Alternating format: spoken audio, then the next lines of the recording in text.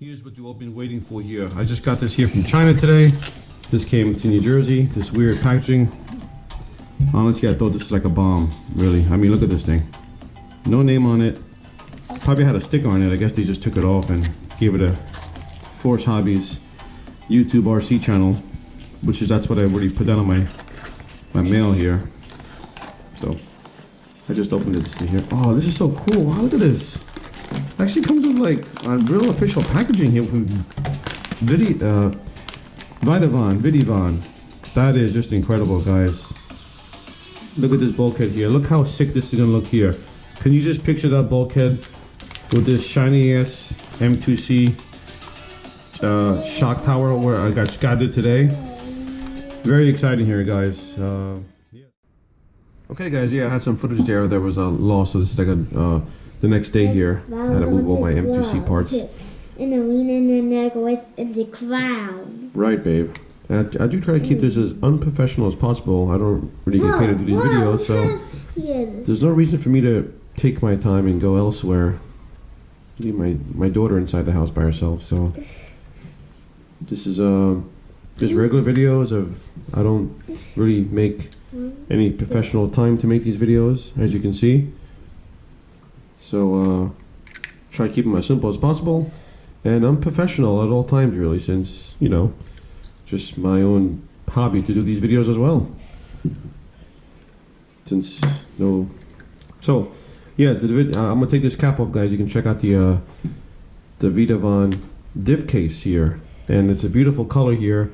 It goes with my. I don't go off topic here with the Vitavon diff head, but I do have the M2C rear shock tower for this thing here, which I'm going to be building now. Just going to put everything together. We're just got to do my diff fluid, and this diff here has chewed up teeth. They're completely obliterated here. As you can see, they're pretty small. So look at the Force has extra parts, especially the GP4 diff cases. Got a couple extra parts since my other diffs blew away from the that's the original diff I think I have from the open differential from this original vehicle. Then Armor sent me the new one, so I kept the ring gear. All right, this is pretty cool here because I haven't opened this yet either. Let's open this up here. Check it out. And this one was all these screws. So just so you guys know, it comes with all these nice screws here.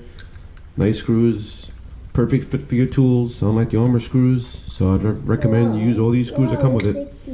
And voila, look at this thing. Look at this thing, guys. Beautiful.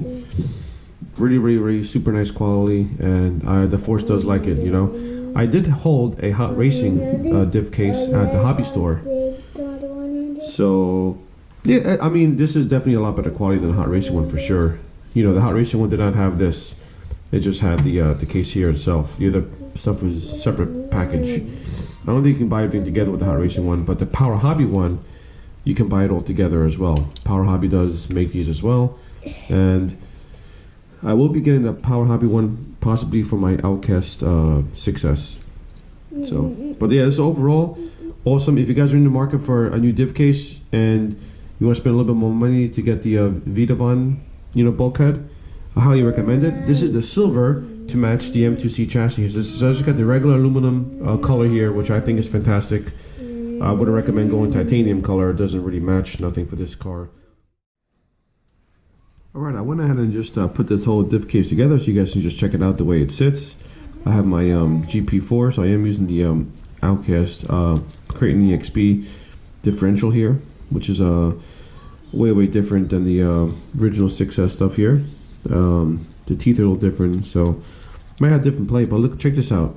So I did use one shim for this side over here where the ring gear is. One shim fits in here perfectly, no issues, and the bite this thing has is just incredible. It is a perfect like mesh here with the input gear just slightly, probably want a mil or two right off the actual diff case there. So yeah, this thing here will have absolutely no clicking here for a while. Plus I have my brand new ring gear up top there, so the teeth are very thick, so I don't really need more than one shim.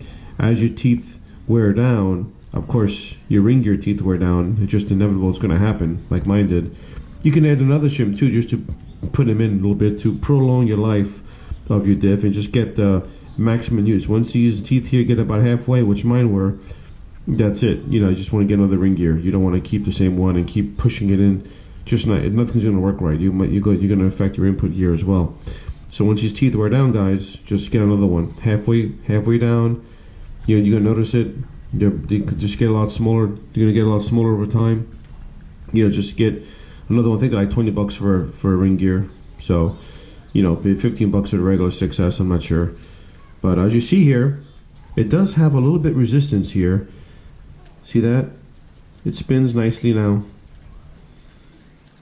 And it stops right over here. It just stops because it's nice and tight, so it's gonna bond a nice perfect mesh when you're bashing. So it's gonna be a nice tight. You can just turn it. See that? Even though I'm gonna put some grease here now. You guys can see the difference. Also, maybe the grease might help too. Since the bulkhead's already built, I'm not gonna take that out and put grease. I'm just gonna do it from the bottom. No big deal. You can do that also at the bottom. And I'm gonna clean it around here to put my blue silicone before I put this on my Creighton XL there, or Cray Hobby, whatever you want to call it. But yeah, I mean, overall, is this a better diff case than the Hot Racing? Absolutely, 100% it is. Not because it's more expensive, but just the quality of the diff case itself. Well, yeah, this is a little bit messy here doing it from the bottom, but this is actually the first time I'm doing it from the bottom like this. But yeah, pretty good. Make sure you take out the screws, of course. You don't get the screws all gunky. Not bad. All right, it's pretty cool. All right. This is the first time this diff is getting greased, so it's just really the same. I think when after my first pack or two, it's definitely gonna be nice and smooth in that little section right there. Still a little bit rough, so you gotta break it in. So again, that's normal, guys. Any diff case you have, you get that resistance there, that clunkiness, perfectly fine. I had it before, my plastic ones, ran the car. The diff case was smooth as butter because I made it nice and tight. When you first get these cars, you can shim it and you can have a little tighter. But then just watch out for that, the ring gear on the differential. That does wear down. Like I said, the input gear does too, but I think it's the ring gear more. This is right. I replaced the ring gear also on my Outcast, so what I'm seeing is the ring gears do wear down more for heavy bashing, and sometimes they can chip too. I haven't had my Creighton had a chip before, so it wasn't really too bad. But yeah, overall it feels a little bit smoother now too with the grease in there. Not too bad, not too shabby. I like it. Feels really good. And when I put it on my bulkhead, I'm gonna put some grease in the center too, just to have it there. Some extra. You don't have to go too crazy with these greases, guys, but this is I'm never using this all-purpose grease again. It just smells very bad. I'm gonna get probably the Mobile One synthetic grease next time. This is for my car grease too. I just used it for my bulkheads, so I figured just use it, but whatever. And when you're doing grease stuff work, especially in the kitchen, you always want to have everything here. Napkin there. This thing here is very greasy. You don't have any grease in your tables.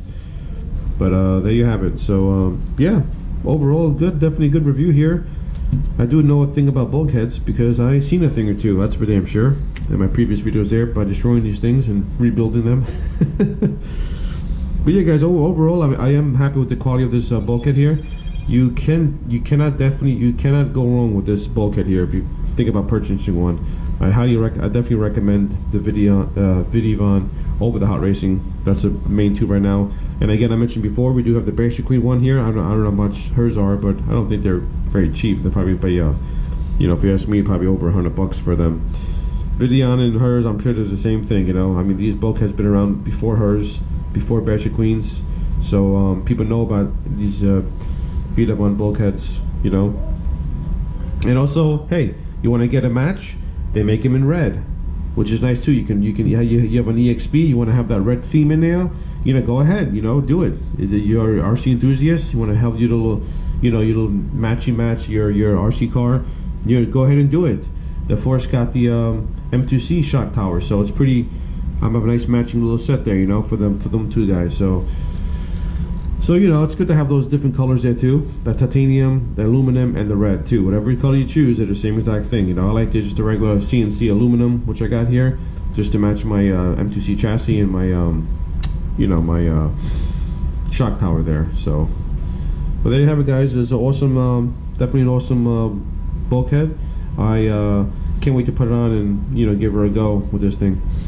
Hope you guys enjoyed this video here, and like, subscribe to Force Hobbies. See you in the next one, guys. Thanks all for watching. Be safe out there.